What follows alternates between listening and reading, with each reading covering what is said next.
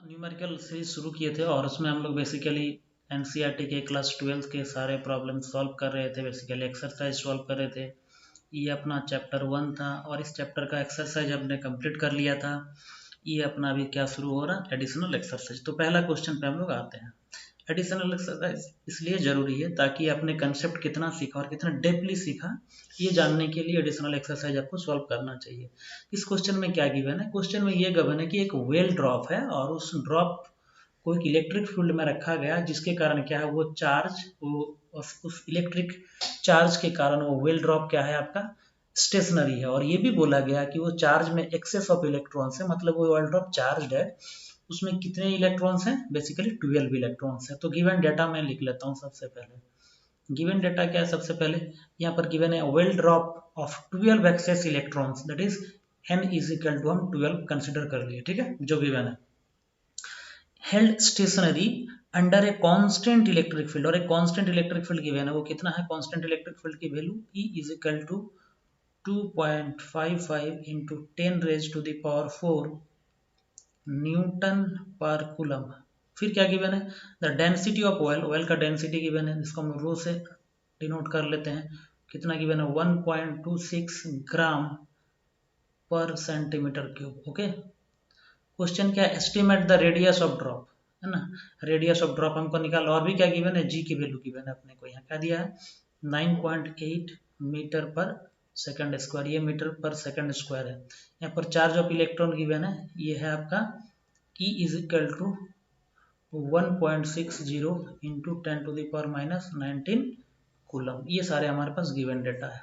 हम ये मान लेते हैं कि जो रेडियस ऑफ ऑयल ड्रॉप है, रेडियस ऑफ ऑयल ड्रॉप, हम इसको R कंसिडर कर लेते हैं। क्वेश्चन में क्या गिवन है कि इलेक्ट्रिक फील्ड के कारण चार्ज हमारा जो ऑयल ड्रॉप है वो क्या हमारा रेस्ट में, स्टेशनरी है, बोलने का मतलब है। तो इसका मतलब इलेक्ट्रिक फील्ड के कारण जो फोर्स लगी होगी, है ना, दैट इज F सफिक्स में E, है ना, इलेक्ट्रिक फोर्स किसके बराबर होगी? उस वेल ड्रॉप के मास के में जो फोर्स लगेगा वो कितनी फोर्स होगी? वेट के बराबर होगा, जिसको हम लोग mg के बराबर लिख सकते हैं। और ये जो फोर्स है इसको हम लोग Q टाइम्स E के बराबर लिख सकते हैं।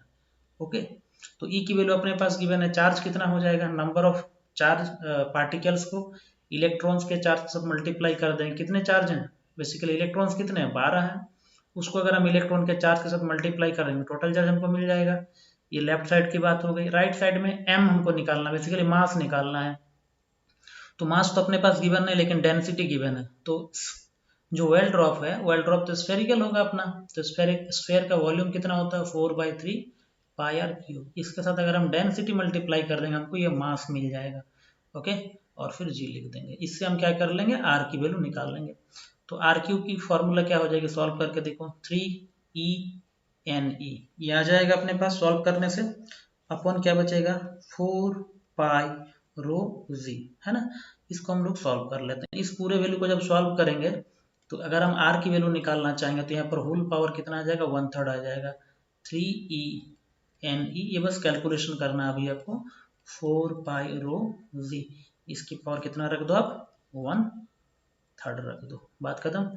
अब सारे वैल्यूज आप वहाँ पर पुट कर दो। इसमें एक चीज़ ध्यान में रखना है, ये देखिए चार्ज डेंसिटी, ये मीटर पर ग्राम पर सेंटीमीटर क्यूब में गिवन है। इसको SI में कन्वर्ट कर लीजिएगा और सारे वैल्यू जब आप इसे कैलकुलेट कर लीजिएगा तो ये वैल्यू आपका जो R का वैल्यू आएगा वो आफ्टर कैलकुलेशन आएगा 9.82 into 10 to the power -4 nanometre. आप इसको पूरा सॉल्व कर लीजिए, ये आ जाएगा। केवल कुछ नहीं करना आपको, सारे वैल्यूज यहाँ पुट करना, यहाँ मैंने लिख कर रखे हैं। ये सारे वैल्यूज आपको यहाँ पर पुट करना है और इसको देखना है केवल। ओके, आप सॉल्व कर लीजिएगा ये क्वेश्चन। चलिए तब नेक्स्ट क्वेश्चन पे चलते हैं। 1.62 में ये एडिशनल एक्सरसाइज का ही क्वेश्चन है। इसमें क्या है? ये चैप्टर 1 का ही क्वेश्चन है बेसिकली, और ये एडिशनल एक्सरसाइज का है ना। एडिशनल एक्सरसाइज का क्वेश्चन है। इसमें क्या है कि जो नीचे जो आपके डायग्राम गिवेंस है ना, उसमें से जो इलेक्ट्रिक फील्ड लाइंस का डायग्राम बेसिकली गिवन है, आपको क्या बताना है, इनमें से जो नीचे वाला इलेक्ट्रिक फील्ड लाइन है कौन सा पॉसिबल नहीं है।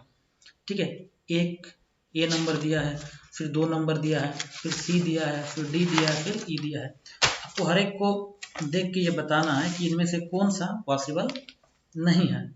तो तो सबसे पहले हम डिस्कशन करते हैं। देखिए, हमको ये पता है कि कंडक्टर के बाहर में सरफेस में इलेक्ट्रिक फील्ड लाइंस क्या होता है, हमेशा परपेंडिकुलर टू द सरफेस होता है। देखिए यहाँ पर सब जगह है क्या परपेंडिकुलर, सब जगह ये परपेंडिकुलर नहीं है, ठीक है, नॉर्मल नहीं है सरफेस का, इसलिए ये पॉसिबल नहीं है। ओके, इस जगह पे आप देखो, यहाँ पर पॉजिटिव चार्ज है, यहाँ पर नेगेटिव चार्ज है, फिर यहाँ पर पॉजिटिव चार्ज है, ठीक है। तो जो 2 नंबर है ना वो भी पॉसिबल नहीं है। देखो कि पॉजिटिव से पॉजिटिव नहीं आएगा, ठीक है। जैसे यहाँ पर फील्ड लाइन से क्या होता है, इलेक्ट्रिक फील्ड लाइंस पॉजिटिव से शुरू होता है और नेगेटिव में जाकर क्या करता है, वैनिश करता है, इस तरीके से होता है। लेकिन देखो ये भी पॉजिटिव है, ये भी पॉजिटिव है, जो कि ये भी पॉसिबल नहीं है अपने लिए। अब सी नंबर में आ जाइए, सी नंबर पॉसिबल है। देखिए 2 चार्ज क्या करता है, एक दूसरे को रिपल करता है, सेम चार्ज, ये भी आपका पॉजिटिव है और ये भी आपका पॉजिटिव है। तो फील्ड लाइंस आएगा ऐसे, लेकिन क्या होगा, ये इसके साथ इसके फोर्स का क्या होगा, ये रिपेल होगा, ये इस तरीके से जनरेट करेगा, ठीक है, इस तरीके से होगा, इस तरीके से होगा, ये रिपेल करेगा, बेंड करने लगेगा, ये भी इसका भी इस तरीके से रिपेल करेगा। ओके, तो ये पॉसिबल है अपने लिए, ये ठीक है। अब आ जाइए डी नंबर में, क्या डी नंबर पॉसिबल है, ये भी देखिए पॉसिबल नहीं है। ये सारे चार्ज पॉजिटिव हैं और एक दूसरे पर क्या फील्ड लाइंस आपका क्या हो रहा है, इंटरसेक्ट भी कर रहा है, और दूसरा क्या हो रहा है, वेनिस भी हो रहा है। तो पॉजिटिव से निकलेगा और पॉजिटिव में वेनिस होगा, ये इस तरीके से पॉसिबल नहीं है, ठीक है। हाँ, अगर electric field lines higher potential से शुरू होता है, लोअर पोटेंशियल में जाके खत्म होता है, ये पॉसिबल भी अगर हम मान लें इस कंडीशन को, तो फिर यहाँ पर और एक केस है। देखिए यहाँ पर ये चार्ज लाइन एक दूसरे को क्या कर रहा है, आपको इंटरसेक्ट कर रहा है ना। जो फील्ड के लाइन्स हैं, इलेक्ट्रिक फील्ड ऑफ लाइन्स क्या कर रहे हैं, दूसरे को इंटरसेक्ट कर रहे हैं, जो कि पॉसिबल नहीं है। हमको पता है कि electric field lines never intersect each other, इसलिए भी आपका पॉसिबल नहीं है। नेक्स्ट आ जाइए, डी नंबर हो गया अपना। फिर ई नंबर में हम देखते हैं। ई नंबर को आप देखिए, यहाँ पर पॉजिटिव चार्ज है और ये नेगेटिव चार्ज है, ठीक है। तो ये तो ठीक है कि पॉजिटिव फील्ड लाइंस यहाँ से निकल रहा है और यहाँ आपको घुस रहा है, यहाँ निकल रहा है पॉजिटिव और नेगेटिव में घुस रहा है। लेकिन ये जो क्लोज लूप है ना, इस तरह का क्लोज लूप किसमें पॉसिबल नहीं है, इस तरह का क्लोज लूप इलेक्ट्रोस्टैटिक फील्ड में अलाउड नहीं है, ठीक है। इसलिए ये पॉसिबल नहीं है, इसलिए ये भी आपका पॉसिबल नहीं होगा। ओके, होप आपको समझ में आ गया। नेक्स्ट क्वेश्चन पे हम लोग आते हैं। फिर हम लोग अपना नेक्स्ट क्वेश्चन देखते हैं। बेसिकली ये क्वेश्चन अपना है एडिशनल एक्सरसाइज का ही, चैप्टर 1 का ही क्वेश्चन है। किसका क्वेश्चन है, चैप्टर 1 का ही है, ठीक है, और एडिशनल एक्सरसाइज का है। तो इसका हम लोग थर्ड वाला क्वेश्चन देख लेते हैं। इस क्वेश्चन में क्या है, इस क्वेश्चन में क्या बोला गया, इन्हें certain region of space electric field is along z direction throughout बोला गया है। और क्या बोला है, the magnitude of electric field is however not constant but increasing uniformly. क्या बोला है, increasing uniformly along the positive z direction at the rate ये क्या है 10 टू द पावर 5 एक्चुअली में, ये क्या है 10 to the power 5 Newton per coulomb, ठीक है। और रेट का मतलब क्या है, डी अपॉन dl है ना, लेंथ के साथ ये इंक्रीज हो रहा है, इसलिए de अपॉन dl लिख रहे हैं। What are the force and torque experienced by a system having total dipole moment, ये टोटल डाइपोल मोमेंट गिवन है, डाइपोल मोमेंट की वैल्यू है 10 टू द पावर -7 गिवन है, ठीक है। और ये कूलम मीटर है। तो कुछ नहीं करना है, हमको सीधा फार्मूला पता है, F इज इक्वल टू कितना होता है Q टाइम्स E। लेकिन समझ से अपने पास क्या है कि E अपने पास गिवन है, अपने पास क्या है DE अपॉन DL गिवन है। तो बस फार्मूला को मॉडिफाई कर दीजिए, इसको लिख लीजिए DE अपॉन DL, और यहाँ ये L अपन लोगों ने एक्स्ट्रा लिखा DL, तो इस जगह अपन लोग क्या लिख सकते हैं, DL लिख सकते हैं, ठीक है। तो इसको आप देखिए, इसको थोड़ा सा चेंज कर दें, Q और DL की जो लेंथ है ना, और इसको हम लोग क्या लिख लें, DE अपॉन DL, ठीक है। इसकी वैल्यू गिवन है अपने पास, और ये क्या है, ये डाइपोल मोमेंट है कि नहीं, तो ये डाइपोल मोमेंट हो गई और ये DE अपॉन DL हो गई। अब बस कुछ नहीं करना, वैल्यू पुट कर देना है। डाइपोल मोमेंट की वैल्यू कितना देके रखा है, 10 to the power 7 coulomb metre है, और अपने पास जो गिवन है basically rate of change, basically increasing rate है इलेक्ट्रिक फील्ड का, वो 10 टू द पावर कितना देकर रखा है 5 है ना। तो इसको हम लोग सॉल्व कर लेंगे, बचेगा कितना अपना 10 टू द पावर -2, और ये कितना बचेगा, ये न्यूटन बचेगा।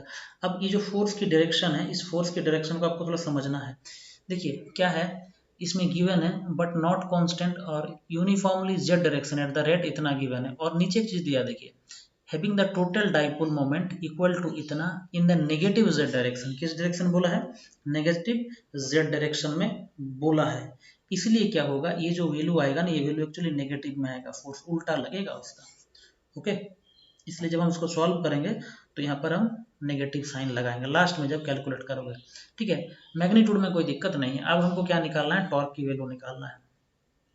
तो टॉर्क की वैल्यू कितनी हो जाएगी अपनी,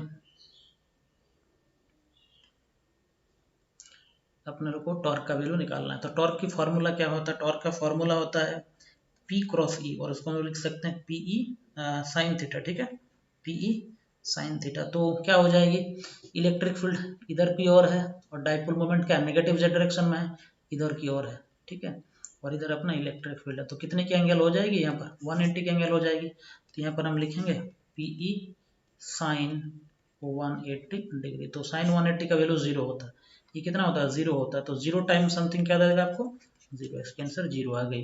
होपफुली आपको क्वेश्चन समझ में आ गया होगा। ठीक है, थैंक यू। नेक्स्ट क्वेश्चन हम लोग अगले सीरीज में देखेंगे।